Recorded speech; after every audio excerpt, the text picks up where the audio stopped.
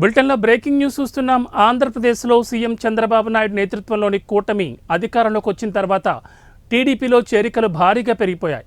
అయితే ఇప్పుడు అదే పార్టీకి సమస్యగా మారిందా అనే చర్చ సాగుతోంది. దానికి అనుగుణంగా టీడీపీ అధిష్టానం తీసుకున్న నిర్ణయం ఇప్పుడు కీలకంగా మారింది. ఇతర పార్టీ నాయకులు టీడీపీలోకి జాయిన్ చేసుకునే ముందు తప్పనిసరిగా వారి గురించి కేంద్ర కార్యాలయానికి తెలియచేయాలి.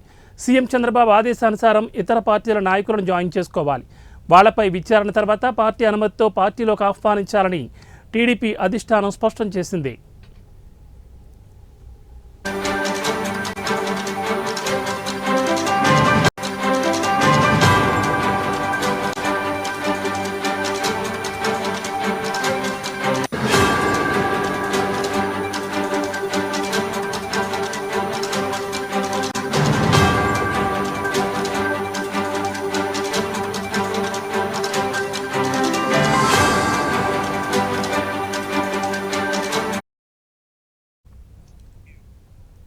టీడీపీ జాతీయ కార్యాలయం నుంచి ఏపీ రాష్ట్ర అధ్యక్షుడు పల్లా శ్రీనివాసరావు పేరుతో విడుదలైన ఆ ప్రకటనలో టీడీపీ జాతీయ అధ్యక్షుడు నారా చంద్రబాబు నాయుడు ఆదేశానుసారం ఇతర పార్టీల నాయకులను టీడీపీలోకి జాయిన్ చేసుకునే ముందు తప్పనిసరిగా వారి గురించి కేంద్ర కార్యాలయానికి తెలియచేయాలి.